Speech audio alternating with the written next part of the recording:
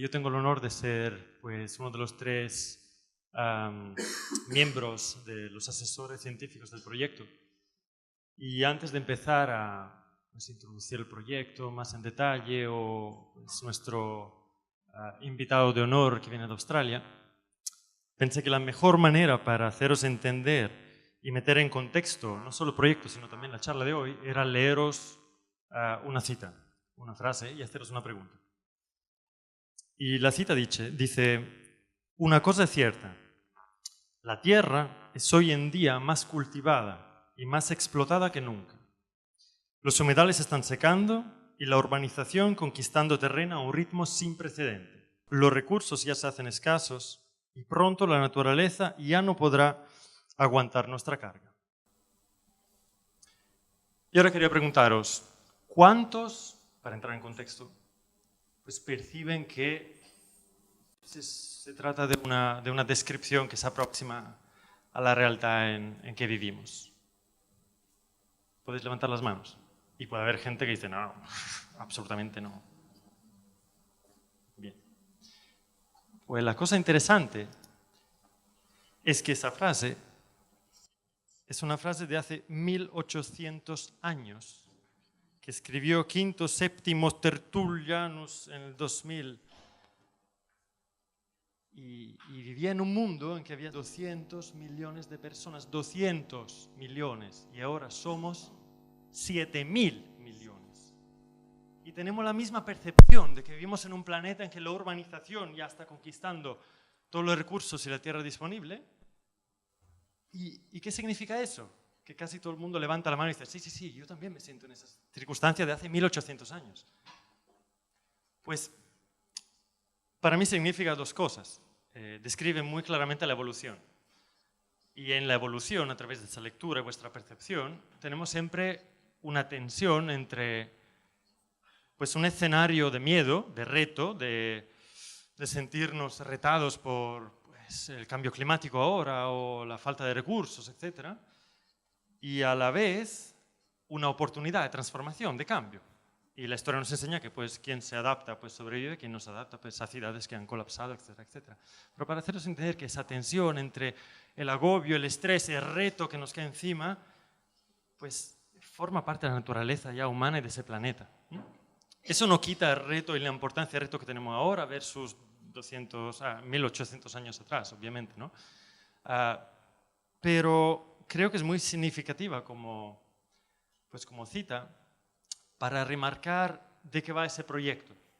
Pues ese proyecto ReCity es una herramienta que facilita la evolución, facilita el cambio, facilita la transformación. ¿Por qué? Porque pone en contexto los retos que tenemos y que sentimos y que todos compartimos en una plataforma en que pues, no hay solo académicos que pueden tener los números y presentaros desde la ciencia qué va a pasar o qué está pasando y nadie los escucha, o los políticos que prometen porque quieren sus 3-4 años de gloria, pero luego no se alinean con los datos porque hay cosa más urgente que no cambio climático, sino que esta plataforma realmente trabaja y hace trabajar conjuntamente en un plazo medio-largo, pero desde ya, estas 3 esferas. Pues la sociedad civil los hace participar, tenemos datos y intentamos nosotros desde nuestra perspectiva científica compartir con vosotros y construir mesas redondas en que se puedan presentar los datos y discutir sobre una base sólida de escenarios y de evolución y de trends y dinámica. Y a la vez pues, están los empresarios y los políticos a ver hacia dónde están los límites de aceptación de lo que se va proponiendo a través de esta plataforma. Creo que esa es una metáfora que describe bastante qué es ese proyecto, que en realidad es mucho más complejo. No sé si ahora es el caso, habéis venido aquí para pues una charla muy interesante de un experto que hemos invitado desde Australia, con lo cual no entré en los detalles de los mecanismos del proyecto, pero acabamos de lanzar una website, recity.net, que podéis visitar. Está escrita la metodología. Entendéis de que no se invita un keynote speaker para dar esa charla nada más, sino que esta mañana hemos exprimido el pobre profesor Newman y hemos tenido 3 horas casi de taller técnico para poder en un comité de expertos local sacar indicadores de cambio a proponer Y hoy, obviamente ahora, tenemos la oportunidad de escuchar esta charla abierta al público. Mañana tenemos un encuentro con pues, las empresas para testar y discutir un poco cuáles son los límites del consenso. Y hay una metodología muy articulada que está a la base de esta plataforma que se lanza, y hoy es pues, la primera charla del segundo tema que trata esa plataforma. Entonces, sin entretenerme más, yo lo que quería es introduciros brevemente a nuestro invitado. Y nuestro invitado pues, es una persona de fama internacional. El profesor Peter Newman es un environmental scientist, con lo cual una persona que lleva más de 40 años estudiando a nivel pues, local, regional, nacional y planetario temas de sostenibilidad, tanto sostenibilidad global como sostenibilidad urbana. Ha escrito más de 330 artículos científicos y más de 20 libros. Después de su doctorado a la University of Western Australia, ha viajado y ha hecho experiencia postdoctoral en TU Delft aquí en Europa, ha estado en Estados Unidos y luego ha trabajado 20 años en Australia, en la Murdoch University, y ha sido director del Institute for Sustainability Technology Policy. Y desde 2008, ahora lleva 10 años, siendo director a la Curtin University del Curtin University Sustainability Policy Institute, al CUSP. Y obviamente también nos presentará cosas muy interesantes relacionadas con el IPCC, porque es uno de los lead authors del capítulo de transporte de los reports de la IPCC. Y como sabéis, y Antonio ha introducido, hoy es un día muy especial, no solo por nuestro proyecto, sino que le hemos planificado con una logística Dutch, que hoy es el día pues, para la comunidad científica, pero también para todo el planeta, muy importante, en que hay el release, se lanza el report del IPCC, famoso para nosotros, no sé cuánto para la sociedad civil, pero el report especial que después del Agreement de París se encargó al IPCC para intentar explorar cuáles son los límites y las diferencias entre un objetivo de 2 grados centígrados a alcanzar como objetivo, con lo cual estar dentro del umbral de los 2 grados, o intentar quedarse en el 1,5 grados, que igual a alguien le suena chino porque es medio grado, pero realmente desde el 2008, creo ya, a lo largo de muchas conferencias y COP, Conference of the Party, etc., ha habido realmente mucho debate sobre ese medio grado, porque en ese medio grado está la sobrevivencia de muchísimos países y pequeñas islas que si vamos más allá del 1,5 grados ya desaparecerían. Con lo cual, si por un lado ha costado mucho que después del fracaso de Kioto, etc., se volviera a aprobar en París un agreement en que los 2 grados eran por fin aceptados por toda la comunidad internacional, una parte de esa comunidad decía, pues estáis aceptando un escenario en que mi país se va a extinguir. Y no solo mi país. Llegaron a 2017 en que había 100 países que ya decían, tenemos que estar dentro del 1,5 grados. Con lo cual, hoy es un día muy importante, porque por cuanto difícil, y como os decía desde la cita, ¿no?, que hay este escenario muy catastrófico, muy de estrés, muy de miedo alrededor de los desastres posibles, pues si parece un reto muy grande estar dentro de los 2 grados, dentro del 1,5 grados, hoy con esa charla queremos explorar no solo esa perspectiva de miedo de los grandes impactos, sino dar el mensaje de esperanza, dar el mensaje del profesor Newman, nos explicará pues, cuáles son todas las soluciones, todas las innovaciones. Pues el proyecto ReCity va de repensar y de navegar pues, conjuntamente todos cuál es el abanico de soluciones que ya existen y cuáles son las innovaciones sociales que ya tenemos y que faltan los mecanismos de implementación. Con lo cual, sin robar más tiempo al profesor Newman, yo le daría el bienvenido con un aplauso y gracias. El tema és un tema alhora local i global. I avui nosaltres hem assistit a la publicació d'un informe global, oi? I jo sóc molt local. Jo vinc de molt lluny. Per tant, no penso que sigui una persona que es pugui considerar local aquí, però sí que m'agradaria explicar una miqueta d'on vinc. Nosaltres vivim per sobre del món. Aquí podem veure el mapa Masamundi i aquesta és la primera imatge de l'espai el 1972. Veuran que està posicionada correctament perquè té Austràlia a sobre i Sud-àfrica també. Tot està en la percepció, sí o no? Què és el que està dalt i què és el que està baix? Doncs és igual, perquè tots compartim un món que s'està escalfant. Aquest és el problema de l'escalfament global, és un escalfament global per tot arreu. I cal afrontar aquest desafiament de manera conjunta. Aquests són els últims 8.000 anys. El rang de temperatura serà molt petit. Per tant, d'on ve la seva cita de fa quants anys, ha dit vostè? 1.800, doncs és un període petitó que està més o menys aquí.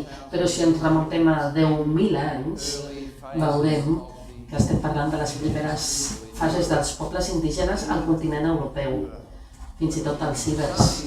Però els sami ja estaven aquí i a més amb una presència contínua des de fa 10.000 anys. A Austràlia tenim uns 60.000 anys de cultura indígena, que ara hi eren. Per tant, ens remuntem a fa molts anys. Ells ja havien experimentat el canvi climàtic, forma part de les seves narracions i, de fet, jo també parlo i ells parlen de com puja i baixa el nivell del mar i aquestes cultures s'han adaptat i han sobreviscut. Però nosaltres no estem acostumats. Nosaltres estem acostumats a això. És a dir, que tenim diferències d'un grau i mig i ens apropem a aquesta sensació, sens dubte. I això és veritat. I hem d'anar més enllà de tot això, però no ho podrem fer. Per tant, cal, com a planeta, com a globus terraqüi, no podem augmentar més de 2 graus per sobre del promig de la temperatura preindustrial. Ja estem parlant de 1,1. Per tant, què diu el panel intergovernamental del canvi climàtic? 1,5. Doncs és meravellós que vostès hagin decidit organitzar una conferència el mateix dia que es publica aquest informe. Fantàstic. Segur que ho han fet expressament. Segur que ho han organitzat i coordinat i orquestrat, però jo no me n'he adonat fins que he arribat aquí, que aquest era el dia de la publicació d'aquest informe. I he estat entrevistant-me amb mitjans de tot el món dient estic a Barcelona, com fem sovint. I és molt especial estar aquí a Barcelona per una persona que ve de Perth. I això és el que inclou l'informe. Ara ja els hi puc explicar. Aquest és el tipus de trajectòries que nosaltres hem tingut i podem veure com les temperatures van augmentant, fluctuant, però més o menys estan en una ruta d'avançament com aquesta. No volem això, nosaltres el que necessitem és això i hi ha indicis de que sí que ho podríem fer, podríem anar cap aquí o cap allà i això és el que cal que fem, cal que arribem aquí, cal arribar al voltant del canvi de l'1,5 perquè si no ens enfrontarem a problemes molt seriosos. De quin tipus de problemes estic parlant? Ara ho explicaré, però tenim diferents trajectòries i maneres de fer-ho. De vegades, si deixem aquest problema sense resoldre, hauríem de tornar a l'1,5. Com es fa? Doncs es treu, perquè tenim tecnologies que poden aspirar el CO2 de l'atmosfera perquè hem anat massa lluny. Hem anat massa lluny i cal arreglar-ho. Aquesta és una situació a la qual no volem caure. Nosaltres ho volem fer gradualment, de manera clara i a temps, perquè si no, quins són els riscos als que ens enfrontem? Sens dubte, les barreres de coral estan en risc perquè ja estan blanquejant-se i desapareixent. 1/3 de les barreres de coral ja no existeixen. Els manglars, una miqueta menys, després a les latituds inferiors, les pesqueries que canvien massa ràpid perquè la temperatura és massa elevada. Fa un any teníem un augment de 5 graus de temperatura de l'aigua en tota la costa i els peixos estaven en vies d'extinció. Això pot passar en molts racons del món. Després tenim l'Àrtic, que s'està escalfant també molt ràpidament. Tenim tenim problemes d'inundacions a la costa, és a dir, que aquests són els problemes que cal afrontar. Per una ciutat com la ciutat de Barcelona i de Perth, nosaltres estem acostumats a temperatures elevades, no? Estem acostumats, però a temperatures de 50 graus. Però això és el que ens trobarem. I tots veurem incendis molt més extensos a la nostra regió. Tot s'assecarà i tindrem també a l'hivern més tempestes, perquè hi ha més energia a l'atmosfera de la que hauria d'haver. Per tant, els resultats són també més energètics. Aquesta és la part on jo he participat. És a dir, què és el que està passant per intentar solucionar aquest problema? Energia, urbà, transport, industrial i territori són els sistemes que nosaltres hem estat examinant. Aquest sistema energètic, doncs, de fet és molt alentador, perquè per tot el món resulta que és disruptiu. Disruptiu perquè l'energia solar, eòlica, les bateries creixen ràpidament. Us mostraré les dades. Què cal fer? Cal fer un mainstreaming, una integració, s'ha de convertir en un 100%, eliminant dramàticament el consum de combustibles fòssils en el nostre sistema. Què passa amb els sistemes urbans? Tenim bons exemples, ara, on les ciutats mostren com arribar a una emissió zero de carboni. Sabem com s'ha de fer. L'únic que s'ha de fer és aquesta integració i cal incloure també els assentaments informals. Tot això també pot canviar en aquest sentit. Després, pel que fa al transport, els vehicles elèctrics, la tendència augmenta molt ràpidament, però l'aviació, el transport, el correu no canvia. Són els més lents, són els que no fan prou per donar suport al món en aquest sentit.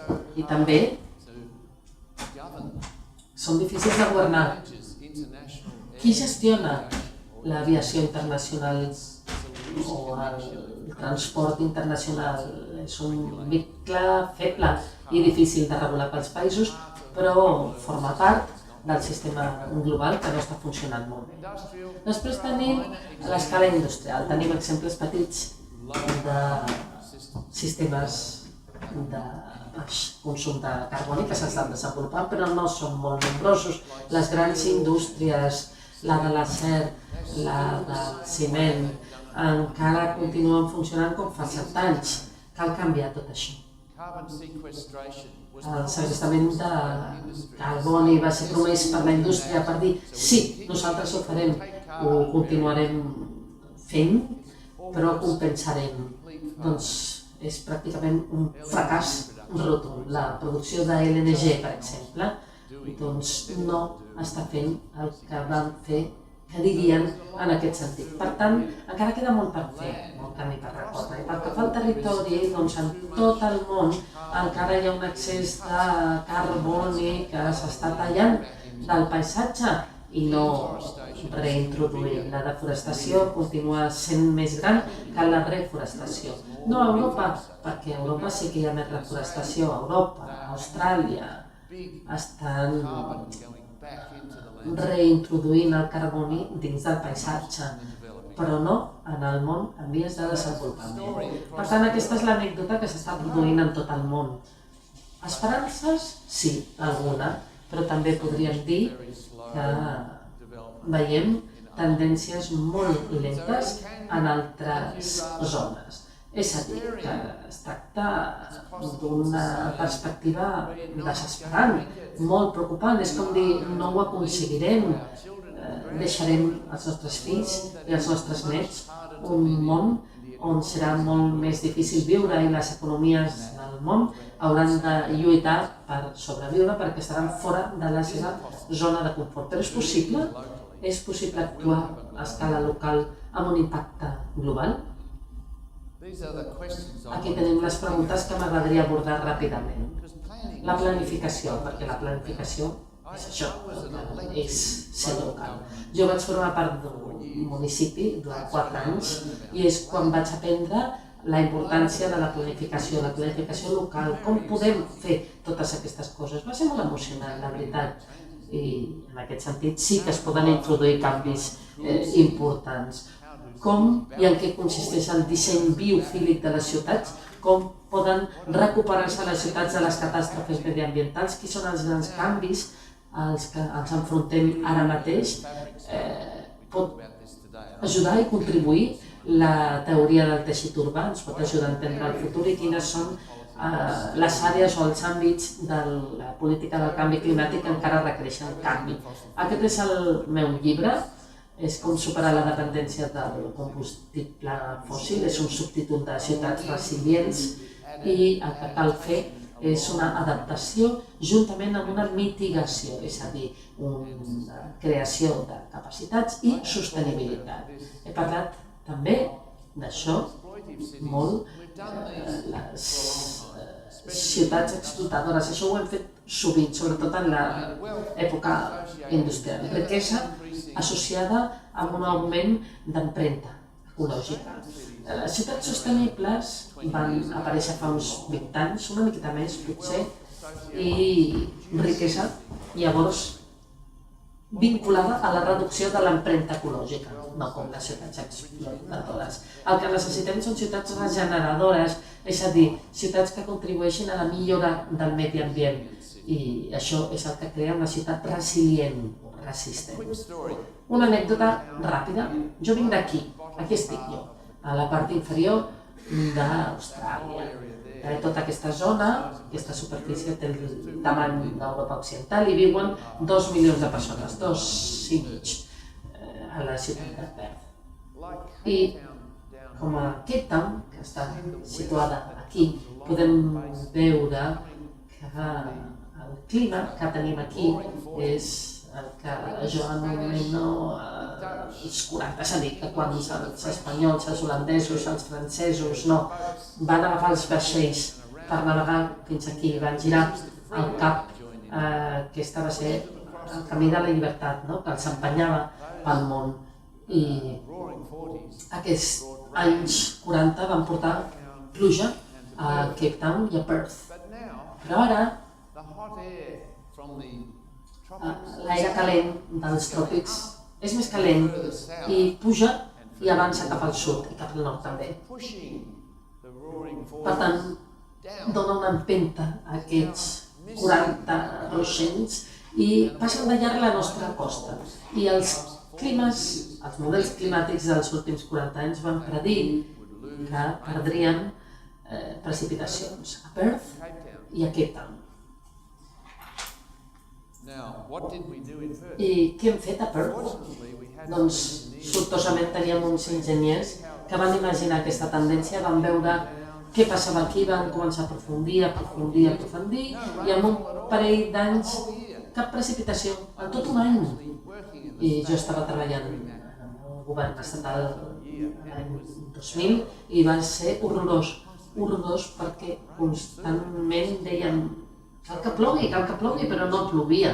Per tant, va ser un gran problema polític. Què fem? I els enginyers sí que tenien plans. Tenien plans per mostrar com podíem canviar les coses. I ho vam fer. I aquestes seran les aigües subterrànies, no podíem agafar més aigua subterrània perquè també disminuïa. Per tant, van començar a desalinitzar el mar. Això no s'havia fet mai a gran escala abans, potser en un parell de ciutats, però ara això proporciona el 55% del subministrament d'aigua a Perth.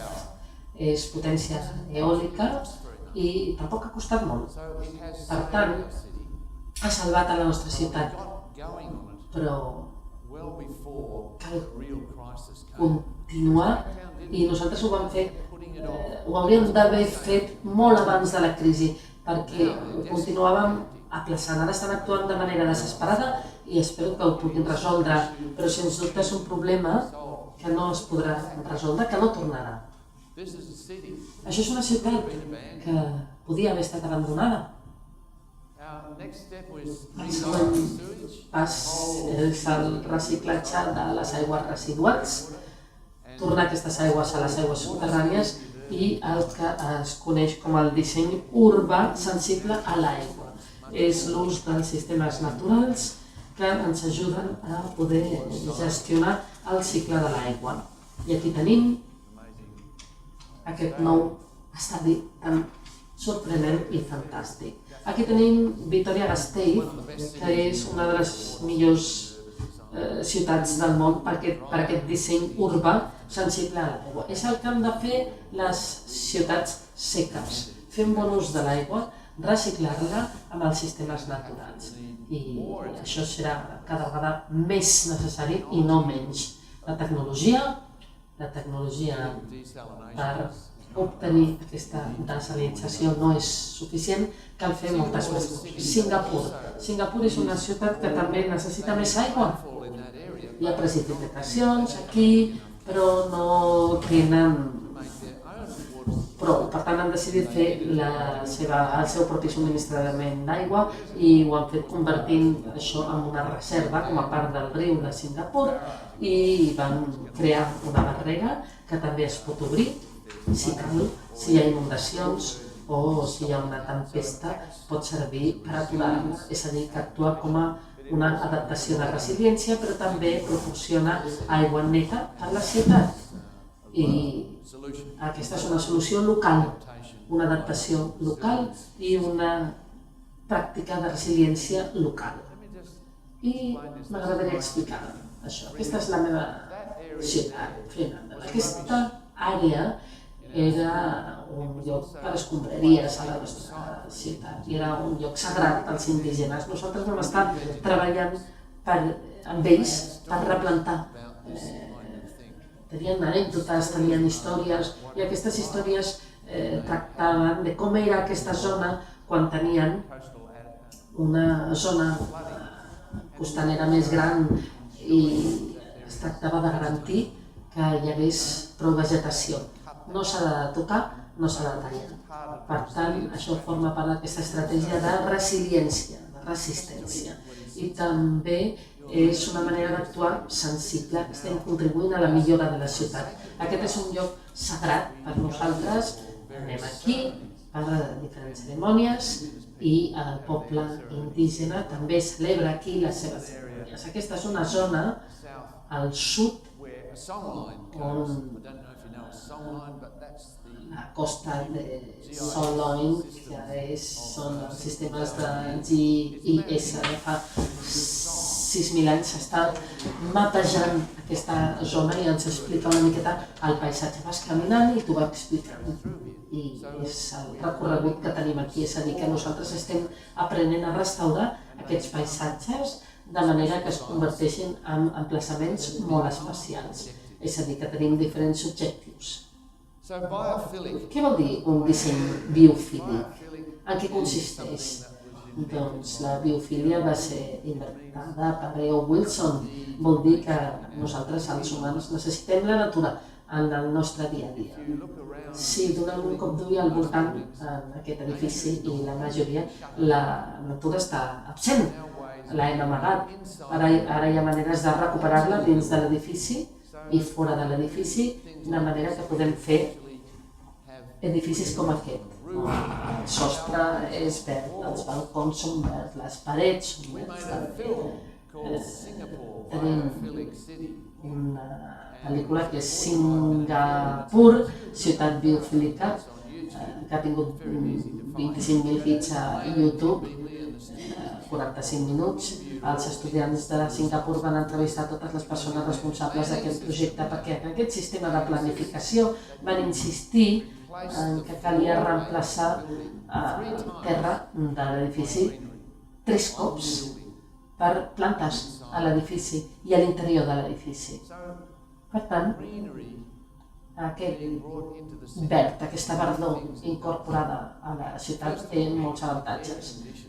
Primer, actua com a aire condicionat, refresca la ciutat i també aporta biodiversitat, recupera la biodiversitat perquè tenim hàbitats que no hi eren abans, és com un bosc, un gran bosc i alguns d'aquests edificis són espectaculars.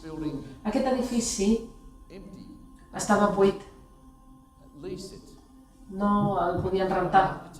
Per tant, un arquitecte va venir i va dissenyar una paret verda i de manera immediata els balcons van incorporar-se a aquestes zones verds i Google i Facebook s'ho van llogar perquè és molt cool i refrescant, no? Que en anglès vol dir el mateix, ser cool i ser fresc.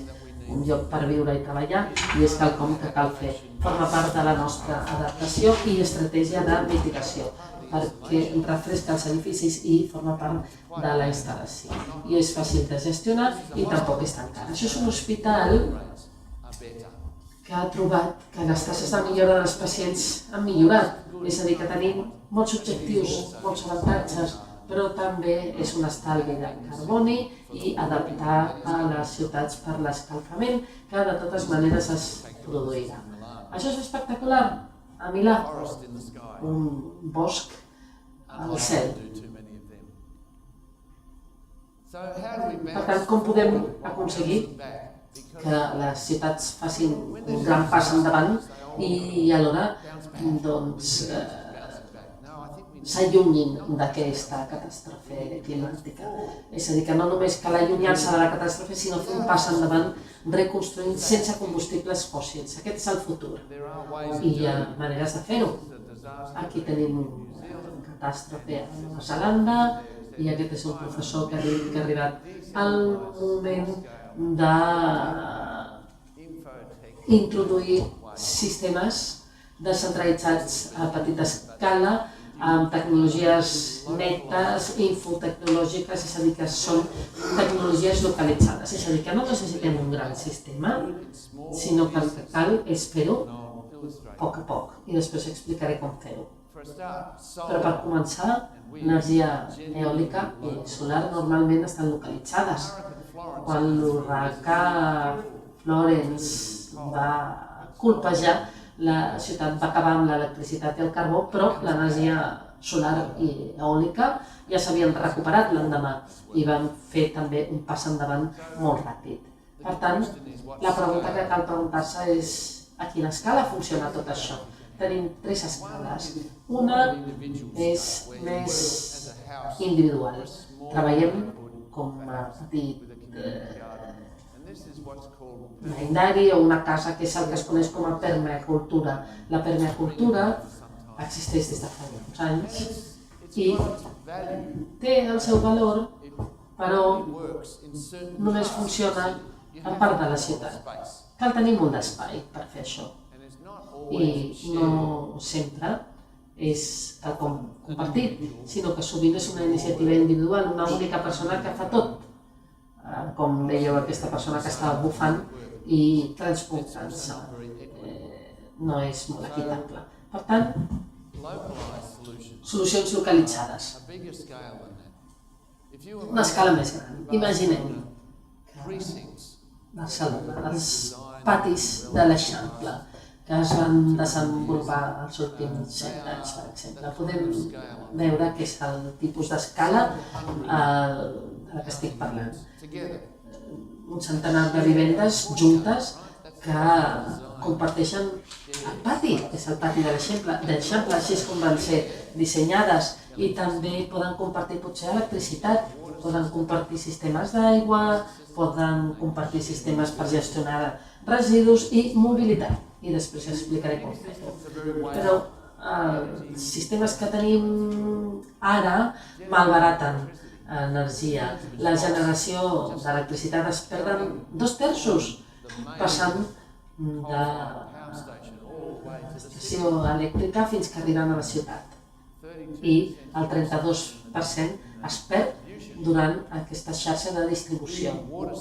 Després tenim grans sistemes d'aigua que tenen molts residus, els abocadors, el malbaratament. Aquest és un sistema linear. Tots sabem que el que necessitem és un sistema d'economia circular i em sembla que amb això aprendrem i aprofitarem molt més. A què m'estic referint? Doncs hi ha un nou conjunt de tecnologies que estan aquí, que formen part de la 6a onada d'innovació. I cadascuna d'aquestes onades es veu associada a l'onada després d'un decliu econòmic, als 40, 80, 90, després als 30 i aquesta és més recent. I la cinquena onada és l'onada digital i la sisena és l'onada de la sostenibilitat. I són maneres de desenvolupar tecnologies compartides a escala local i després explicaré en què consisteix tot això. Cadascuna d'aquestes onades té un model empresarial diferent. Aquesta es diu globalització. No és una paraula molt maca, però és global i local combinats. Rifkin ha escrit llibres sobre això i ho explica molt bé, la globalització i com funciona. Cadascuna d'aquestes onades té diferents fonts d'energia i, per tant, també diferents sistemes de transport. Podem esperar, per tant, diferents models, diferents maneres de pensar sobre diferents fonts d'energia i diferents transports en aquesta propera onada. Per tant, quins són els grans canvis als que ens enfrontem i com encaixen en tot el que estic dient? Primer, energia solar, les bateries, el blockchain, el ball de l'energia elèctrica i els vehicles elèctrics. I sí, hi ha un ball perquè hi ha gent que està gaudint molt d'aquesta transició. I després el desacoplament. Abans dèiem que el món estava descontrolat, aquest és el món, els gasos d'efecte hivernacle, però estem parlant de l'any 2000 aquí. I ara tenim un nou segle i des de l'any 2000 aproximadament hem començat a créixer en riquesa i no tant en gasos d'efecte hivernacle. Per tant, els últims 3 anys, els gasos d'efecte hivernacle han caigut lleugerament. És a dir, que hem arribat al pic, al màxim, i molts pensaven que això no passaria, sobretot si aquesta corba continua augmentant de la riquesa. Però el producte interior brut, el PIB, és el mateix que això que posa aquí, però això es pot quantificar millor. Consisteix en mesurar la nostra activitat humana. Es quantifica al voltant dels diners, però sobretot al voltant de l'activitat. I si això augmentarà, perquè nosaltres estem introduint tecnologies verdes i maneres ecològiques de fer les coses, segurament hi haurà un desacoplament perquè estem mostrant ara com créixer en aquest sentit, però no en aquest altre. Aquesta és la transició que comença a actuar. Aquest informe d'avui del panel intergovernamental del canvi climàtic cobreix aquest període, però no estàvem segurs que això estava succeint. Aquest desacoplament està inclòs en l'informe. No en part, però sí, perquè és una miqueta difícil per nosaltres. El panel intergovernamental del canvi climàtic està tan entusiasmats amb el canvi que hi ha. Hem de ser una miqueta escèptics perquè la gent canviï, però a mi m'agradaria parlar de l'esperança i una de les maneres de veure-ho és dir que a Europa hi ha molts països com a Dinamarca, per exemple, que han introduït un canvi dramàtic amb el carbó i el petroli, que estan caient. 5 o 6 anys, potser 10 anys, caure i aprendre a fer-ho, perquè el PIB no creixia aquí, però després es va enlairar perquè exportaven molins de vent i estaven treballant amb bicicletes, amb tecnologies verdes, meravellós. I això contribueix al creixement i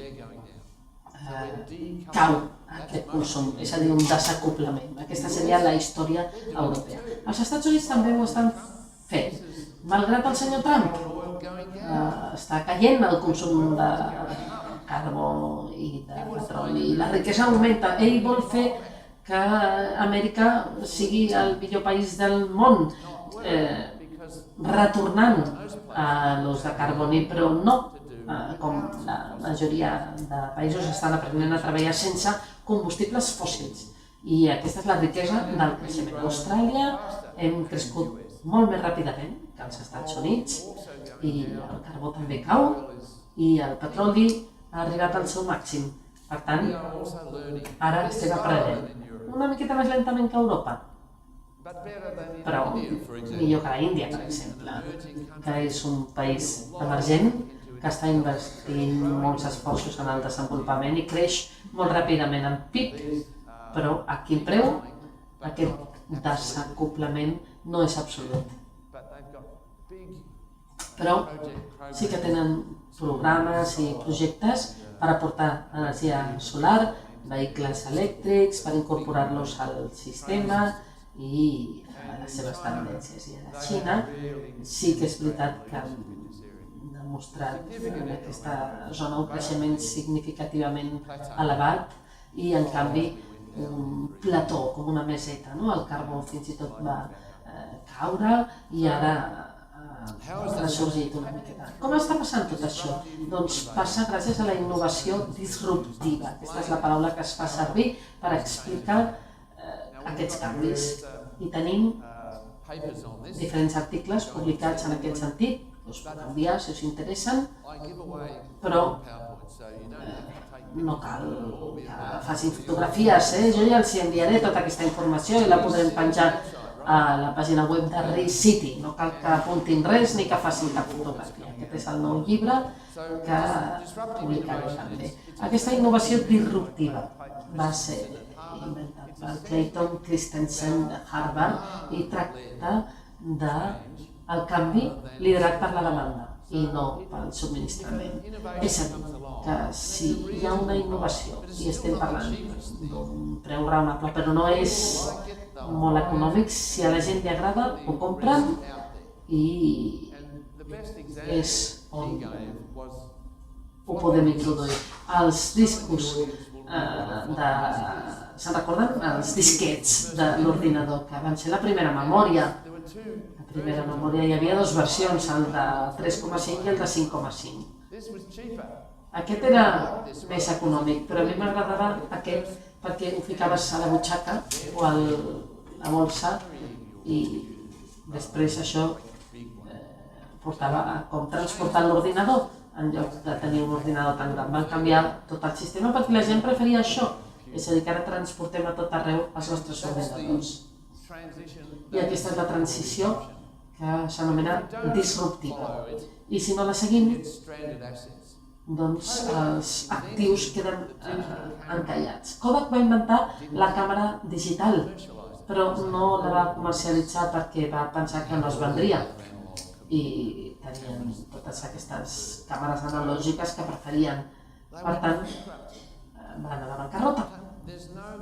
No hi ha cap garantia de que cap empresa pugui sobreviure. No, si no prenen les decisions correctes, si no s'adapten al futur, queden encallades i desapareixen. I això és el que passarà a les empreses que diuen sí, nosaltres continuarem amb el carboni, el petroli i el gas perquè això ens deixarà encallats totalment. El que veig és que les disrupcions en aquest sentit són local, eòlica, blockchain, que és un software que ens permet compartir energia solar i les bateries conjuntament i el que Whitcomb anomena l'internet de l'energia. Així és com es comparteix. I després els cotxes elèctrics, les bicicletes elèctriques, el trànsit elèctric, que és un sistema de mobilitat compartida localment, que és l'internet del transport, que ens ajuda a fer-ho.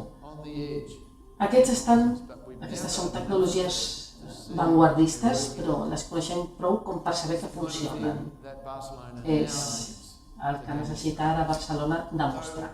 Per tant, solar 66%, eòlica 30%, bateries 50%. Això forma part del nostre informe perquè ve d'aquest informe de les Nacions Unides i mostra un augment significatiu. Això és disruptiu quan parlem d'aquest tipus de creixement. Per tant, les finances mundials i els bancs compren sobretot solar i eòlic, i ahí és on succeeix aquesta inversió. Bloomberg ja Bloomberg, i ha escrit aquest llibre tan fantàstic, com les empreses, les ciutats i els ciutadans poden salvar el planeta. Això és el que volem fer avui, perquè aquesta meravellosa organització reuneix ciutats, negocis i ciutadans junts. Així és com es pot salvar el planeta. I aquí és on està la veritat. Va ser alcalde de Nova York, és una de les persones més acaudalades del món i les noves finances energètiques de Bloomberg es basen que benefici del 4 al 29% solar i carbó de 31 a 16 en un període molt breu i estan revisant i dient que eren massa conservadors. Per tant, Espanya ha treballat moltíssim pel que fa a les energies renovables, líder mundial en aquest sentit, 43% de l'electricitat al 2014. Sobretot centralitzada. Aquesta és l'escala a nivell gran. No és el nivell local del que jo parlava. Potser el proper pas a Espanya consistirà en agafar aquestes tecnologies localitzades i començar a introduir-les a les ciutats, com Barcelona. I com ho fem? M'agradaria explicar què és el que faig jo i fem nosaltres a la meva ciutat. No està programat ni planificat, no hi ha cap intervenció governamental. Això és Perth. I aquí és on gran part s'ha invertit solar. Els barris més pobres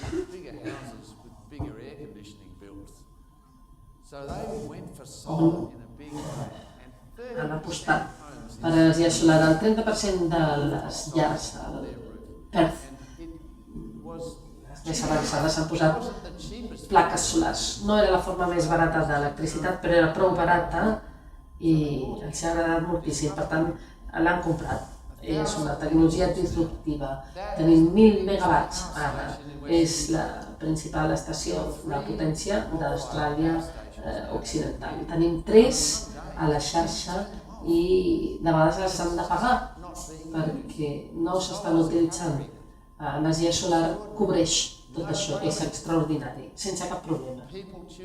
La gent escull aquest tipus de tecnologia i les empreses petites ho van programar també. Hem supervisat com funciona. Això es diu Josh's House. 40 milions de hits a joshshouse.com perquè va construir aquesta casa amb un disseny solar i té 70 canals per fer un monitoreig. Es pot mirar en qualsevol moment per veure quanta energia i aigua i on es fa servir i com es relaciona amb els vehicles elèctrics, és a dir, és tota una història que tracta de què pot fer una casa individual. Aquest és el sistema de les bateries i aquest és el tipus de resultats que podem obtenir. Això és el que passa quan introduïm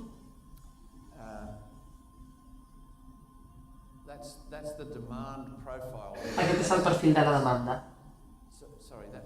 Perdó. No. Això és a Perth. Aquest és el perfil de demanda. Per tant, si tenim una bateria amb una placa solar, s'omple fins aquí, després cau a mesura que la fas servir i torna a augmentar. I això significa que hem reduït les hores del dia on necessites energia solar però no fas sol. Per tant, s'afluixa durant aquest període. Però hi ha moments en què no hi ha prou sol i necessitem estar connectats a la xarxa. També hi ha altres moments en què necessites més del que necessites, per tant necessites la xarxa per reintroduir-ho i guanyar diners. Per tant, nosaltres hem donat un nom a aquesta xarxa. No volem ser autosuficients en una ciutat perquè obtenir energia solar i bateries com perquè un sigui independent és molt car, perquè és exponencialment més car a mesura que t'apropes a l'última franja. Cal compartir utilitzant aquesta xarxa. Però aquest lloc és positiu des del punt de vista del carboni perquè fa més energia renovable de la que consumeix i no és cara. I aquest és el cotxe elèctric que està connectat també. Però què podem dir d'una altra promoció, que és la de WG baixa, i que també és positiva des del punt de vista del carboni, fa més energia renovable de la que pot consumir. Tots aquests llocs tenen plaques solars i bateries incorporades als edificis, però compartides, perquè estem parlant d'un sostre compartit. I molts de nosaltres vivim en apartaments on cal compartir coses, oi? Per tant, és un repartiment de la potència i repartim també la bateria. I com es fa aquest repartiment? En blockchain. Creem un producte bàsic ciutadà. També són vivendes socials aquí i això és molt important. Una petita promoció aquí que és XEC, que vol dir vivenda sostenible per a artistes i creadors, perquè els artistes normalment són expulsats fora de la ciutat. Doncs aquí poden viure i poden tenir totes aquestes tecnologies verdes i funcionar. I un cotxe elèctric compartit com a part d'aquesta promoció. Això és blockchain, és l'internet de l'energia que permet l'intercanvi peer-to-peer i es fa de manera automàtica, és a dir, que t'incorpores a aquesta xarxa i això et permet tenir la teva potència quan tens un excés de potència, o solar quan és necessari, o recuperar-la en moments determinats del dia. I es gestiona a través del software. La persona que va desenvolupar això va crear una empresa que es diu Power Ledger i ara ha estat treballant per tot el món. Per tant, és un bon projecte de demostració, guanyarem diners i sens dubte podrem crear molta feina i no danyarà l'economia seguir per aquest camí. I també té altres beneficis. Aquest és un emplaçament. Quan plou, plou realment a perd. I tenim un recol·lector de les aigües de les tempestes que s'ha convertit en un parc. Per tant, en tota aquesta zona, doncs, a la gent li agrada moltíssim aquesta promoció i està certificat amb One Planet Living, que és un sistema de certificació que ens permet obtenir molts beneficis locals i una emissió zero de carboni, que és un dels principals desafiaments. Per tant, la planificació local, en aquest sentit, permet innovació. Tots aquests projectes comporten un risc. Cal córrer riscos. Cal ser empresari, de fet, en aquests temps per crear aquesta nova economia. Un compromís comunitari de Not in my backyard, que vol dir no en el meu pati, Please in my backyard, sisplau, al meu pati. I això és molt important en la planificació. Acreditació, necessites una estructura, un pla estructural per introduir el sistema i has de demostrar que ven. Si no ven, seria un desastre. Nosaltres vam participar i és com que hi ha la nostra reputació. Estàvem molt contents, està clar que la gent vol sostenibilitat, volen energies verdes i edificis verds. I això encara no ha passat, però potser una instal·lació local que es pugui crear, que pugui gestionar totes aquestes coses. Per tant, les fases ara són interessants perquè passarem a 1.000 unitats i aquí veiem com és un salt cap endavant al futur. Aquesta és casa meva amb aquestes plaques solars al sostre. No tenim bateria, les bateries són encara massa cares pels individus, és millor compartir-les. Per tant, hem decidit instal·lar aquestes bateries comunitàries, és a dir, que cada precinte té una bateria comunitària i subestacions que tenen aquestes bateries comunitàries que es poden vincular i compartir la potència i les energies renovables en aquestes zones locals. Per tant, aquesta zona local esdevé zero en emissions de carboni, però no calia reconstruir tot l'emplaçament, sinó que era reordenar el que teníem.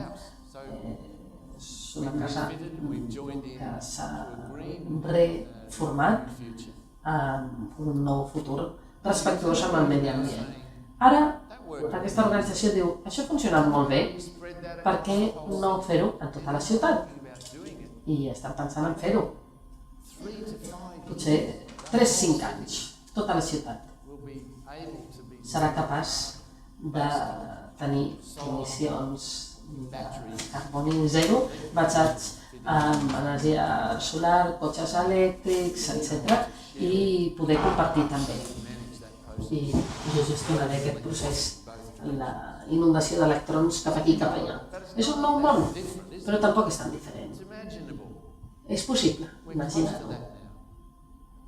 Ja estem a prop. I ho podríem fer en assentaments informals com aquest? És possible incorporar plaques solars aquí? Sí, és possible, però també podem fer enclavaments mediambientals en llocs més pobres on mai arribarà. Sud-àfrica, Addis Abeba, van fer un doctorat treballant en aquestes comunitats i són comunitats molt disposades a fer-ho, volen participar, volen tenir aquestes noves tecnologies perquè no volen anar a deserts, perquè perden la seva estructura de comunitat. La comunitat gestiona aquestes noves tecnologies. Per tant, i això és el que està passant ara, els cotxes elèctrics pugen al 40% l'any i si això continua doncs serà un canvi considerable. Vaig estar a Noruega la setmana passada, pràcticament el 30% dels vehicles són elèctrics ara. I és tan agradable no sentir el soroll que sentim als carrers aquí i als meus carrers. No sé si ho lamentarem quan els motors de dièsel i de benzina siguin cosa del passat.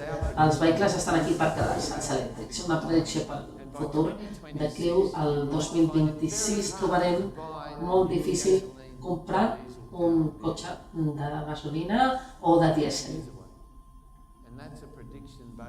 És una predicció basada en el fet que molts dels fabricants de vehicles estan fent ja la transició, estan dient sí, ho podem fer, estem llestos per fer-ho.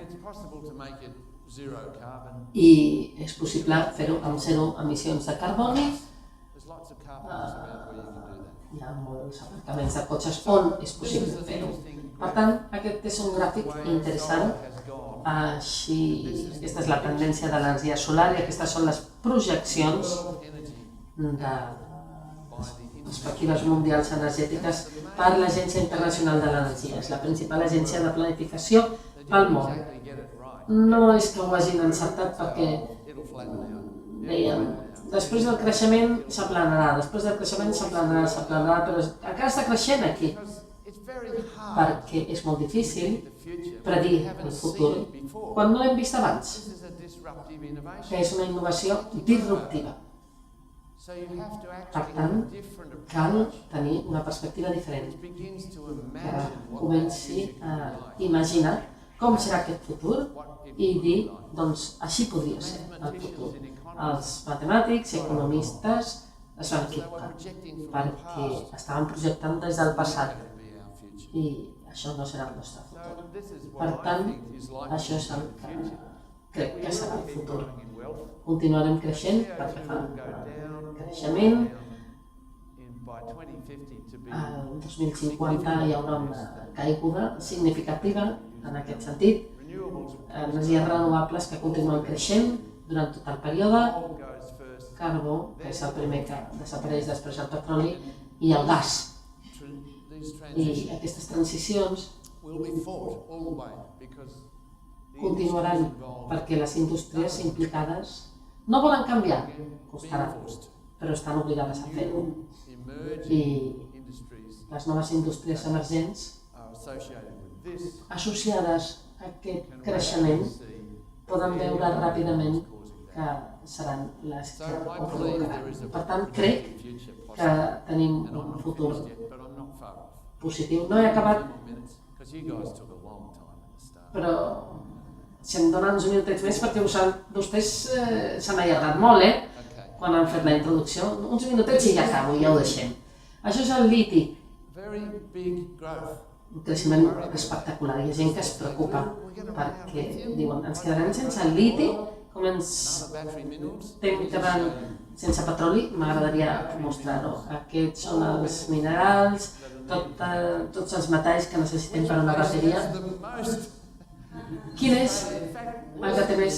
Austràlia Occidental els té tots. Per tant, nosaltres tenim un gran paper aquí. I ens agrada. Nosaltres pensem que serà la Califòrnia de la nova energia. És la vall del liti, en comptes de la vall de la silicona, perquè nosaltres volem permetre aquesta transició. Volem guanyar diners venent aquests minerals, però també els volem processar més i desenvolupar la indústria de les bateries i l'ús de les bateries i el reciclatge de les bateries, que és molt fàcil fer-ho. Aquest és l'aspecte que té el liti, per cert, és molt maco. I segurament ràpidament esdevindrà la base de la nostra economia del futur. Què és el que no és innovació disruptiva? Vehicles autònoms, el sistema com aquest. Això són vehicles autònoms aquí, fent 100 km/h, amb un metre entre ells. Això és el que hem promès. Una tropa de vehicles que es va desplaçant per les nostres ciutats. Vostès volen ser peatons aquí, amb aquesta tropa de cotxes? Com es pot creuar el carrer aquí? No és molt bo per les ciutats. Potser a l'autopista ens ho podem imaginar, però no a les ciutats. Per tant, cal prendre decisions pel que fa a aquestes noves tecnologies. No és dir, bueno, amb això ho arreglarem tot. No. Aquesta és la indústria dels vehicles, per tant, cal aconseguir més tecnologies autònomes, que són les que estan succeint ara mateix, i bicicletes elèctriques a Xina, shuttles elèctrics també, que són autònoms, i aquest és un tramvia que acaba de ser fabricat a Xina i us mostraré un parell de fotografies perquè és la mobilitat compartida local.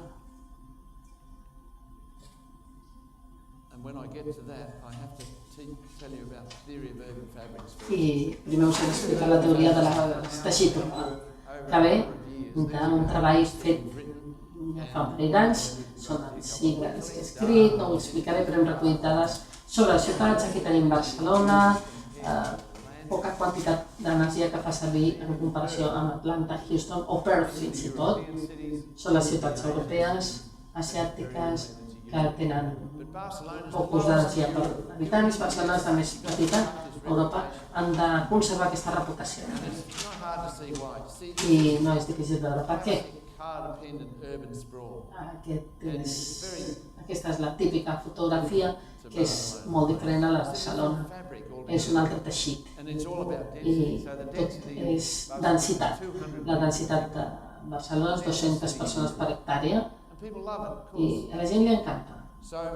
I per tant hem trobat que hi ha una explicació, una relació exponencial entre la densitat i l'ús dels vehicles. Són ciutats transitòries. I també trobem que dins de la ciutat, aquests són els parcs transitoris, els parcs per caminar, i podem veure que en qualsevol ciutat, aquí tenim Sydney, aquesta és la ciutat per camines, és la part més acaudalada de la nostra ciutat, i aquestes zones verdes són transitòries i podem veure que fan servir cotxes molt més que la meitat d'aquestes, perquè aquestes zones són molt dependents dels cotxes. Els polítics, o la política, és la construcció de noves vies de ferrocarril aquí i no volen només tenir dependència dels cotxes. Per tant, hem elaborat aquesta teoria que està basada en el fet que tenim 3 ciutats en cada ciutat, la de caminar, la transitòria i la del cotxe. I cal respectar i rejuvenir les 3. Això ens ho podem imaginar a Barcelona. Tenim una ciutat que es pot caminar i després tenim una zona més basada en cotxes. Totes les ciutats són així, però vostès tenen zones de transició i per caminar més grans que en moltes ciutats. Si anem a Tòquio, tenim una gran quantitat de part de la ciutat per caminar, els millors sistemes de metro i de sistema de tot el món, 38 milions de persones que viuen aquí i pràcticament no es fa servir el cotxe. El teixit del ferrocarril, seguint passadissos, el teixit de la ciutat del tren, que també està estès per tot arreu i tots els centres comercials. Què trobem ara?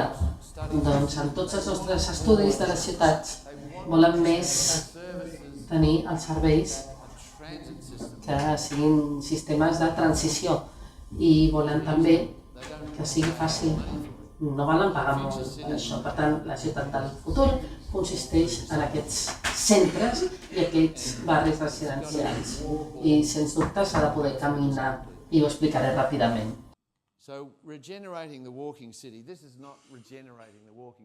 Regenerar la ciutat. Aquí tenim el centre de Calcuta, una manera de posar una manera de caminar per la ciutat. Després tenim el corredor al costat del riu, vam posar un passadís, després el van eliminar i després 10 quilòmetres de parcs verds i serà molt famós, molt fresc, molt biofílic, la restauració del riu.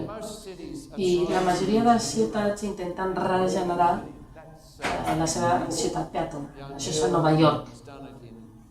S'ha fet també a Copenhague, a moltes ciutats diferents. Molts volen precisament això. I hi ha bons motius des del punt de vista econòmic. Les ciutats més fàcils de caminar tenen un 38% de PIB més elevat, per tant, funciona. Rejuvenir aquesta ciutat de trànsit consisteix en portar més trànsit. Ho estan fent a les ciutats americanes, a zones residencials, com a Washington DC.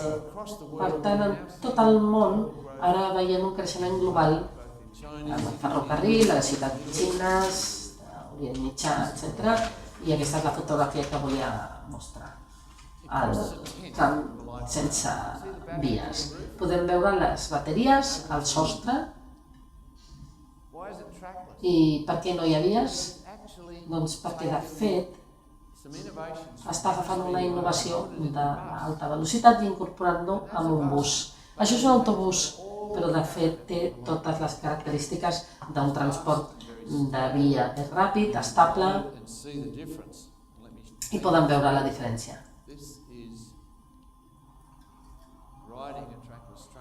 Aquest és aquest tren sense vies.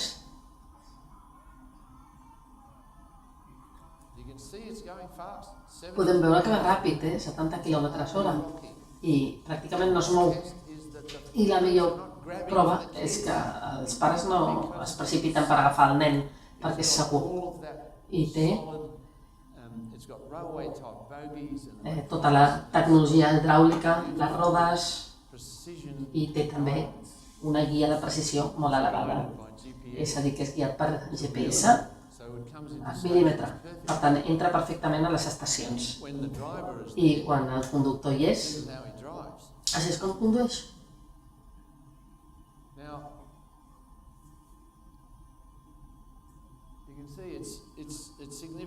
Poden veure que és significativament millor. Si arribem a un punt on cal girar o superar un obstacle o un accident, es pot fer i conduir on calgui. Tenim un model per pagar per tot això, aquesta regeneració urbana. Si podem regenerar primer, el promotor hauria de pagar per aquest tren sense vies. No calen governs per fer-ho. Poden, i hi ha moltes publicacions en aquest sentit, perquè és més interessant i més econòmic ara formar part d'aquest desenvolupament. I així és com estem acostumats a fer-ho. Trens que eren privats perquè han contribuït a aquest desenvolupament. I això és el que nosaltres hem estat fent. El motiu que aquest tren sense vies és millor que el transport lleuger és perquè és molt millor pel que fa al cost. You imagine the streets out here, if you're putting in a light rail, you would have to close them down for 3 years. You can't do it. This is why we don't get much light rail. And it is implemented quickly. So it's a great technology, it's a real breakthrough, I think. And in the automobile city, we still need to do things, but we also need to get better rail out into those areas. It's possible to change anything and to transform it like that. That's from a car-based city to a transit city. The final bit was about what's happening, and I quickly summarised this before, so I'm going to go quickly through this and show you why. The final word. These kind of pictures where you've got carbon being put into the landscape through forests. Around the world, we need to save them and we need to plant more. That's a very big thing, and cities can do it by going carbon neutral.